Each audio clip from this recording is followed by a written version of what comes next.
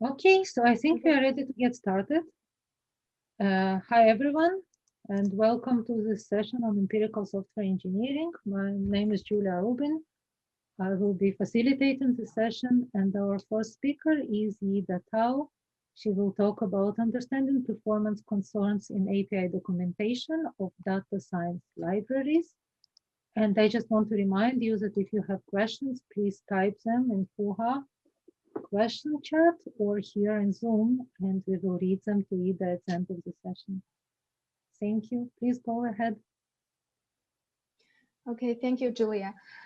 So my name is Yida Tao. I'm a researcher from Shenzhen University. And today I'm really glad to be here to present our work, understanding performance concerns in the API documentation of data science libraries. So why do we want to do this work? Well, first of all, data science is one of the most exciting emerging fields. And these days, we've seen data science applied in pretty much every aspect of our lives.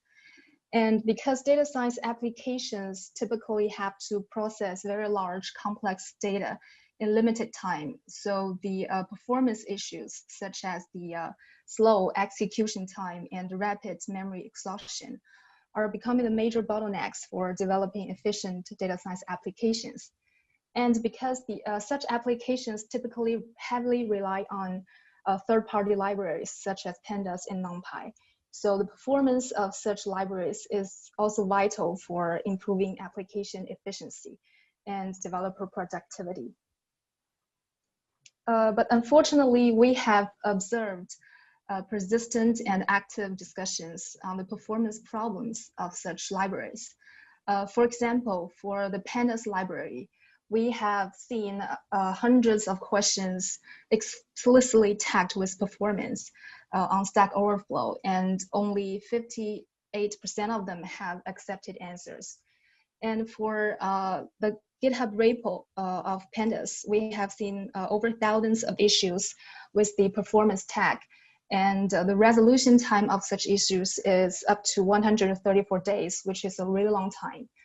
So these observations indicate that data science developers often suffer from very long and recurring interruptions caused by performance problems.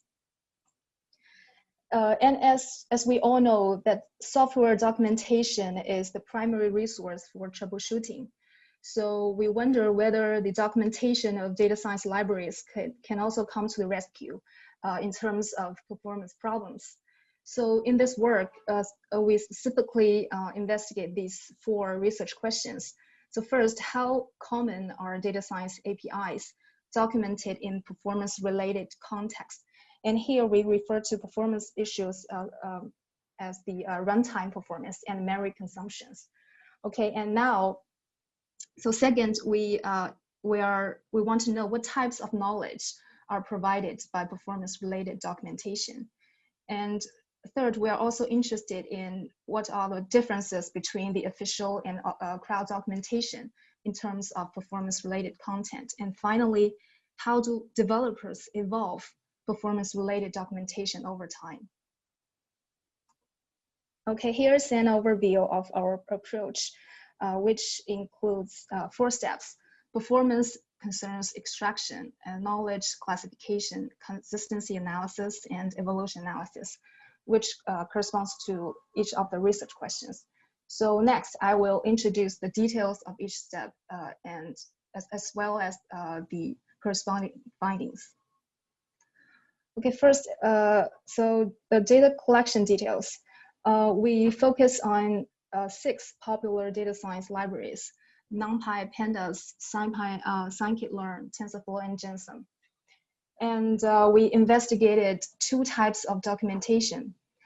First, the official documentation, which includes the API docstring and the official user guide.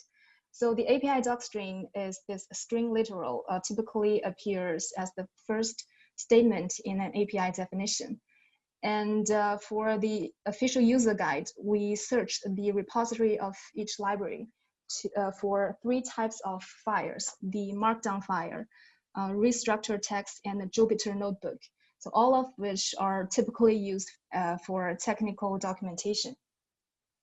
And then For the crowd documentation, we used the official REST APIs of Stack Overflow and GitHub to collect the Stack Overflow threads and the GitHub issue threads of the target libraries. So now, having this data, we're now able to, we first want to extract the performance-related documentation. And because we focus on the sentence level data, so first we applied sentence segmentation on the raw data. And then we identify the candidate sentences that contains the predefined performance-related keywords, such as fast, slow, expensive, speed up, scalable, efficient, and their inflections. And then we identified the subject APIs or the specific APIs being discussed in each candidate sentence. And here we use heuristics such as declarations, hyperlinks, and regular expressions to identify the code entities in natural language sentences. And then we parse the AST of these code entities to extract the API node, and we use heuristics such as naming conventions to resolve APIs to their fully qualified names. So now we have this candidate sentence that contains performance-related keywords and the subject APIs.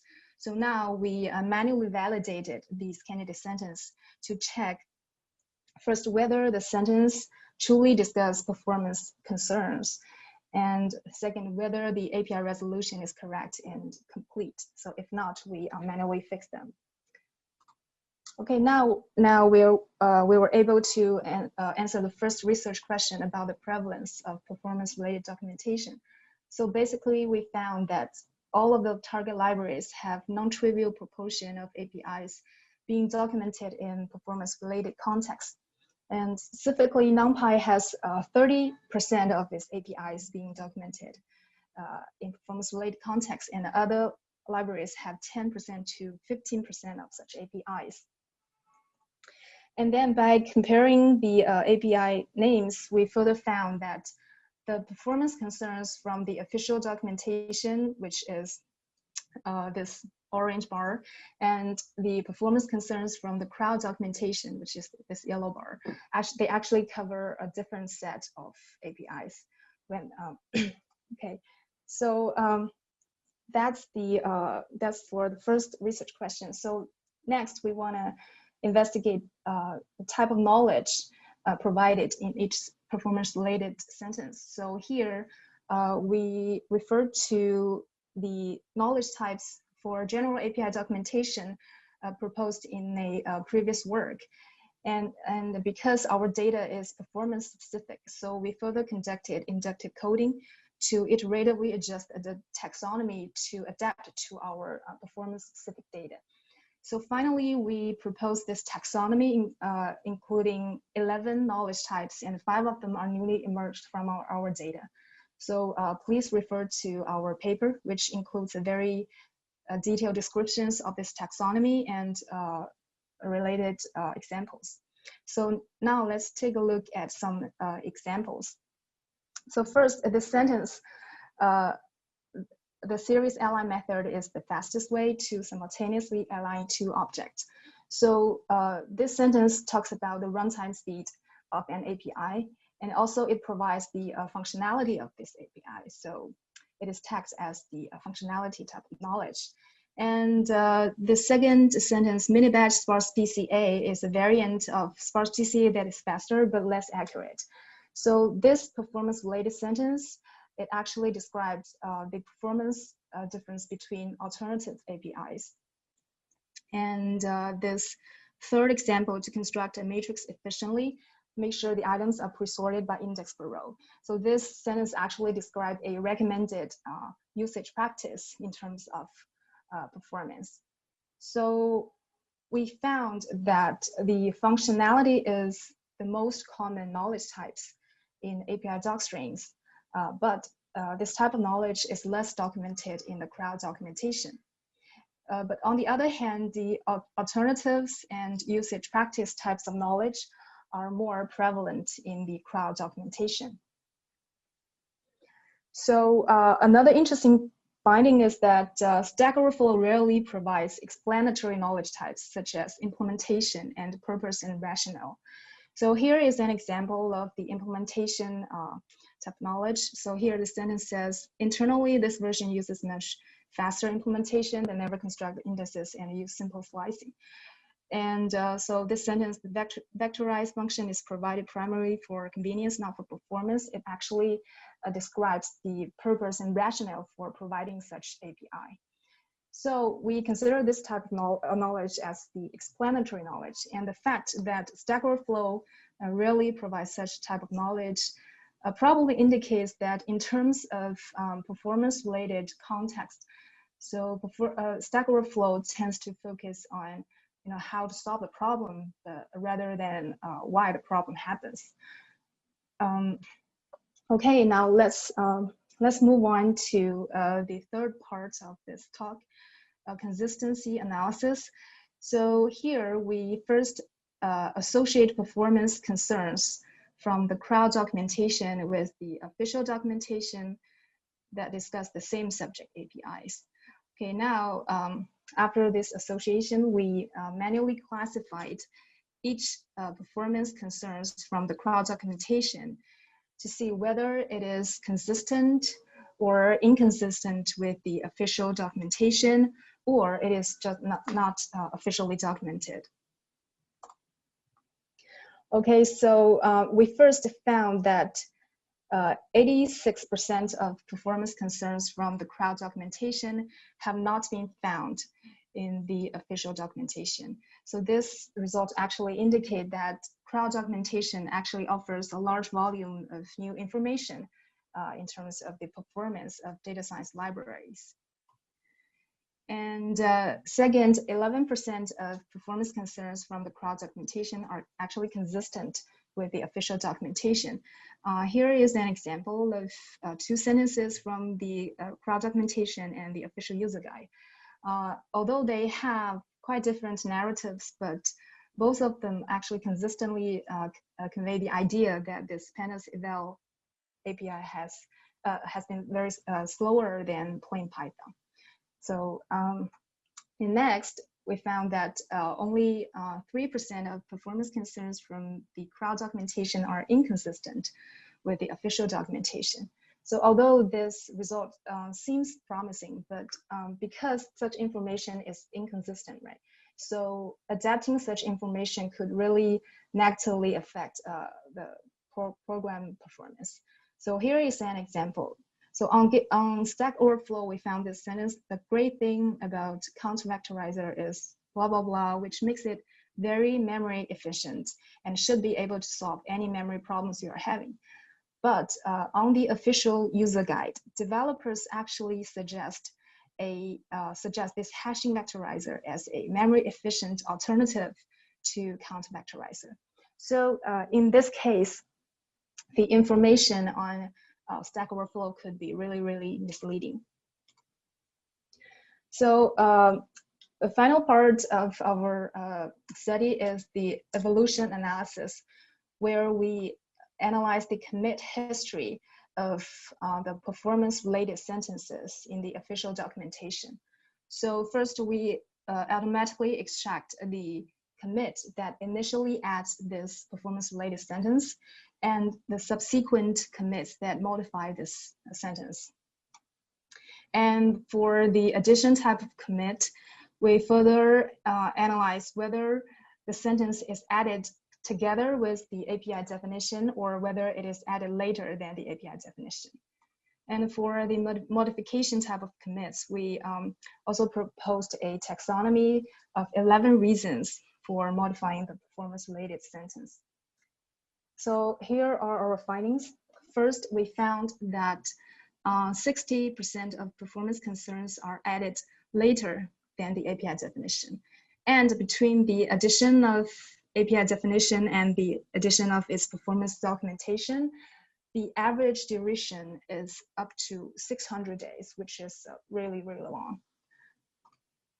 And we also found that 73% of performance concerns have been just stay the same since they were added, meaning that there are 0 updates, and around 20% of performance concerns have been updated just once. So on average, the performance-related documentation have only experienced 0.5 updates over the entire evolution of the library.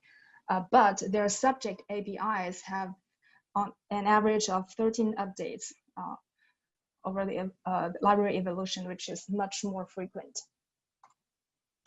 And finally, we found that developers typically apply trivial updates on performance-related documentation. For example, the top category for the modification reasons includes formatting, clarification, improve fluency, fixed spelling. So all of which have minor or no impact on the semantic meanings of the sentences. So finally, the takeaways of this work basically found that a non-trivial proportion of data science APIs was documented in performance-related context, which actually indicates the prevalence and the importance of such problems. And we also found that crowd documentation is highly complementary to official documentation in terms of the API coverage, the knowledge types, and the specific information provided in performance-related context. So we also found that the maintenance of performance-related documentation is relatively plateauing in the peripheral if we look at the active evolution of their subject APIs. So combining all of this together, we think that the major implication is that if we want to improve the quality of performance-related documentation for data science libraries, first possibility is to really leverage the unofficial performance information from the crowd platforms. And second, it would be a good idea to look at the rarely updated performance-related documentation and see whether they are consistent with their subject APIs. Okay, so that's all for this work. And finally, I'm currently looking for jobs in academy, so please contact me if you have openings. Thank you very much, and now I'm happy to take questions. Thank you, Yida. I will virtually clap. Thank you. Me see if there are thank you for an interesting talk. Let me see if there are questions. So while people are typing their questions, maybe I will ask you a question. I was thinking you found all these inconsistencies and missing information. Do you have any indication what are the implications of this missing information on the actual developers? I mean, did you try to talk to developers and see if this lack of information is something that they see as a problem? Yeah, so we didn't actually talk to developers, but what we found is that there is a gap between the missing information from the official documentation is mostly about the usage practice and alternatives, which is often found on the crowd documentation. So basically in the official documentation, developers tend to focus on the functionalities type of knowledge and maybe the implementation details. Yeah, but on the official documentation, we tend to find another type of knowledge, like which is really about like what is the good practice, what is the bad practice in terms of performance, and what are the alternatives, maybe the more efficient or less efficient alternatives on the data science APIs. So that's that's what we found in this work. Mm-hmm. Thank you. Very interesting. Thank you very much. Thank you. It's time to switch to the next presentation.